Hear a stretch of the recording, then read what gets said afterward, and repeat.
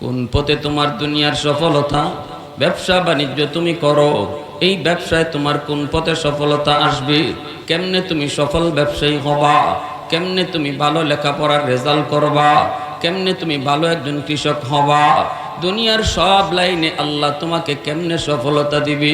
সন্তানকে তুমি মানুষের মতো মানুষ কেমনে বানাবা? কোন পথে বানাবা?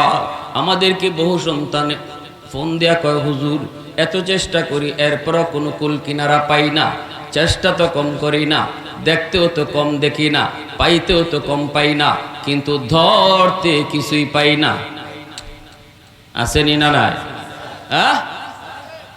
কয় হুজুর দেখতে তো কম দেখি না, ধরতে তো কিছু পাই না। কোন জায়গায় তোমার গন্ডগোল একটু খেয়াল করে শোনো, একটু নিজের জীবনের দিকে খেয়াল করো যুবক। মা বাবা তোমার জীবনের পাওয়ার হাউস।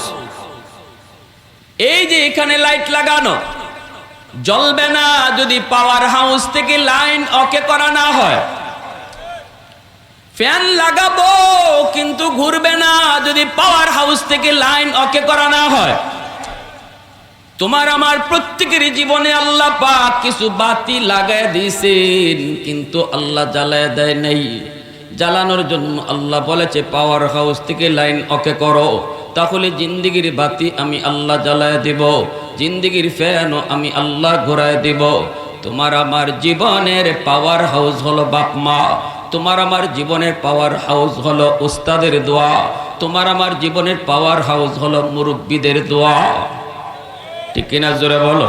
তোমার আমার জীবনের পাওয়ার হাউস হলো মা বাবার দোয়া, তোমার আমার জীবনের পাওয়ার হাউস হলো উস্তাদের দোয়া, তোমার আমার জীবনের পাওয়ার হাউস হলো মুরব্বীদের দোয়া।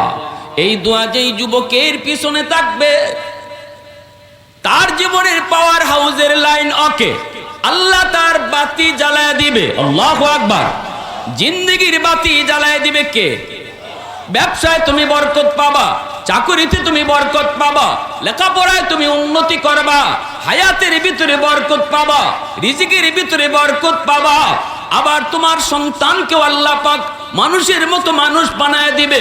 তাফসীরের কিতাবের ভিতরে লিখেন, যেই সন্তানের পিছনে তার মা তার বাবার অন্তরের দোয়া রয়েছে, এই সন্তানের দুনিয়ার লাইনের এই সবগুলি আল্লাহ পাক আসান করে দেয়। জোরে কোন সুবহানাল্লাহ। আর যদি বাপ মার বদুয়া থাকে, বাপ মার কলিজায় যদি ব্যথা থাকে, তাহলে দেখবা তুমি দেখতে সব দেখতেছ, ধরতে তুমি কিছুই পাবা না। চেষ্টা তুমি কম করো না, লেখাপড়ায় ভালো রেজাল্ট তুমি করতে পারো না, কম সময় তুমি তোমার দোকানে দিচ্ছ না, এরপরে তুমি ভালো একজন দোকানদার হতে পারো না, কম সময় তুমি তোমার জমিতে দিচ্ছ না, এরপরও তুমি ভালো একজন কৃষক হতে পারো না।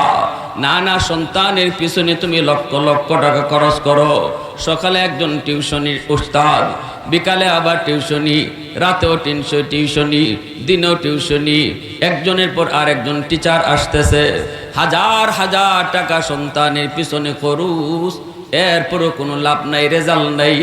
কারণ হলো পাওয়ার হাউস থেকে লাইন কাটা। পাওয়ার হাউস থেকে লাইন কাটা। আগে লাইন ওকে করো, লাইন ওকে করো।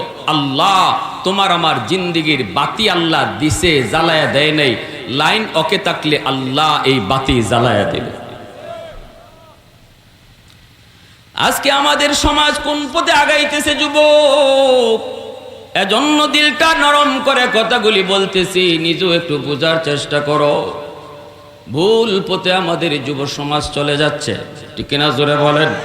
বহু মা বহু বাবা কান্না করে আমাদেরকে ফোন দেয়, হুজুর সন্তান আমার কথা শুনে না, সন্তান আমার কথা শুনে না, মানে না, কষ্ট দেয়। ভাইরা বন্ধুরা, বাপমার বহু ফোন আমরা পাই, চোখের পানি জড়ায় অনেক মায় কান্দে, অনেক বাবায় কান্দে। এজন্য বলি যুবক, মায়ার নবী দয়ার নবী কয়, তিন ব্যক্তির দোয়া বদুয়া আল্লাহর দরবারে সরাসরি কবুল। এর ভিতরে প্রথম, দুর্বলের দোয়া বদুয়া আল্লাহর দরবারে কবুল হয়। এজন্য সাবধান, ক্ষমতা কারো উপরে দেখায় না, পাওয়ার দেখায় সমাজে চইল না। সমাজে গর্মী বাপ নিয়ে কারো উপরে আক্রমণ কইর না, কারণ তুমি যার উপরে আক্রমণ করো সে মামলা দুনিয়ায় দিবে না, মামলা দিবে আল্লাহর আদালতে। ঠিক কি না? আল্লাহর আদালতে, আল্লাহর আদালতে মামলা যদি কারো হয় তাহলে তার জন্য সহজ না কঠিন? জোরে বলেন, সহজ না কঠিন? অনেক স্ত্রীরা আছে এসে হুজুর 7 লাখ টাকা মোহর লেখাইছে, কিন্তু আমার স্বামী মোহরের টাকা দেয় না, না দিয়া বাসর রাত্রে আমার কাছ থেকে মাফ নিয়ে নিছে। করিমগঞ্জে এমন আসেনি? হ্যাঁ, এ যুবক একটু খেয়াল করে শোনো, বাসর ঘরে গিয়ে ঢুকে না, বিবি সাহেব বইয়ে রয়েছে, স্বামী আইব, একটু বাতাস দিও, হ্যাঁ ঢুকে না। বিবি কয় কি ব্যাপার, আসবেন না আপনি? কয় না। তো কেন? কয় এত টাকা কোত্থেকে দিব, 7 লাখ টাকা মোহর, এটা মাফ না করলে আমি আসবো না। এই অবস্থায় একজন নতুন বউ কি কইব? হ্যাঁ, এই কথা কইব? বলে না না আমি মোহরের টাকা মাফ দিব না, এই কথা কইব? স্বামীরে পাওয়ার জন্য, স্বামী তো এখন তার সব, এখানে তো তার কেউ নাই, স্বামীর মন জয় করার জন্য স্বামী যেভাবে চায় যেভাবে বলে এই কথাই মান্য কয়, অন্তর থেকে মাফ করে দিছি গো স্বামী, তুমি আসো। কিয়ামতের ময়দানে বোঝা যাবে এটা অন্তরের মাফ না মুখের মাফ ছিল। ঠিক কিনা? কিয়ামতের মাঠে বোঝা যাবে এটা যে আমি কেমন মাফ নিলাম। আমার একবার ডাকাইতে ধরছিল সিলেটের এক এলাকায়, তো আমারে যখন ধরছে তো 3 জন, ওরা এত লম্বা লম্বা রন্দা হাতে, মোটরসাইকেলে ছিলাম, আমাদের এলাকা থেকে গাড়ি যায় না, এখানে মোটরসাইকেলে যেতে হয়। তো আমারে বলতেছে, হযরত আপনারা আমরা চিনি, আপনি আমাদেরকে চিনবেন না, মুখোশ পরা, আমি তো চিনার কথাও না। কয় চিনি আমরা, আপনাকে ভালো করে চিনি, আর জানি আপনার কাছে পয়সাও আসছে, এটা আপনার শেষ মাহফিল, আরো 2টা কইরাইছেন। দেখছেন নি কি কয়? অতএব টাকাও আছে, পয়সাটা দিয়ে আলাম, আমরা আপনার গায়ে টাচ করবো না, আপনারা ধর্মও না। তো আমি টাকাগুলা বের করে দিয়ে দিতেছি, না দিয়া উপায় আছে এই সময়? কি ভাই, বৌদ্ধ মানে বৌদ্ধ আমাদের চ্যাপ্টারেই নেই। দিয়ে দিলাম, আর শেষে কয়ে গেল, হুজুর আমার ছেলেটা হাসপাতালে ভর্তি, টাকা লাগবে, এর জন্য নিয়ে গেলাম, বৌদ্ধ দিয়েন না। আমি আর কথা বললাম না, ঠিক আছে যাও। আচ্ছা বলুন, এই যে আমার কাছ থেকে এইভাবে মাপ নিল, এটা মাফ হইছে? কি পিছনের ভাইয়েরা কোনো আওয়াজ দেন না? কথা বুঝেন তো আপনারা আমার? আর না বোঝার তো কথা না। সিলেটের মানুষ আমি, ময়মনসিংহের মানুষের সাথে সিলেটের মানুষের একটা রক্তের সম্পর্ক আছে, আত্মীয়তার সম্পর্ক খালি না, রক্তের সম্পর্ক আছে, ঠিক না?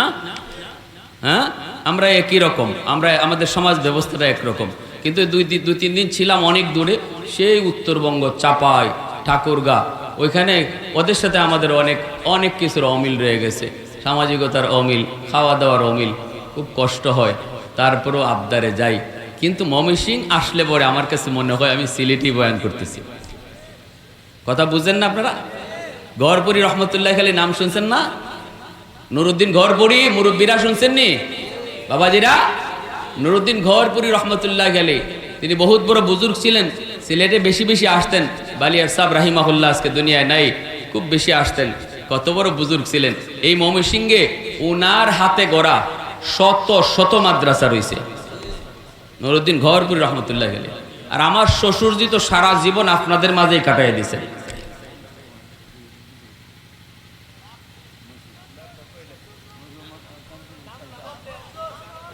কি নাম কোয়া লাগবো? মরহুম শামসুল ইসলাম সাহেব রাহিমাহুল্লাহ। আল্লাহ আকবার। খুব মায়া করছেন না আপনারা? আপনাদের এলাকায় খুব বেশি, আমি যখন আসতাম শ্বশুর বাড়িতে, নিয়ামতপুরের কথা খুব শুনতাম, উনি নাকি এখানে তফসির করতেন, আইসা খুব বলতেন আমাকে। তো আমি ওনার বড় মেয়ের জামাই, কিন্তু এত মায়া আপনারা করছেন, আমার শ্বশুরের লাশ আমরা সিলেট নিতে পারলাম না, আপনারা রেখে দিলেন, আমরা পারলাম না। সিলেটে কিন্তু আমরা কবর খনন করে ফেলছিলাম ওনার গ্রামের মাটিতে, কিন্তু কিশোরগঞ্জের মানুষের যে মায়া আর যে ভালোবাসা ওদিন দেখলাম, আল্লাহু আকবার, তারা নিতে দিলই না, তাদের কাছেই রেখে দিল।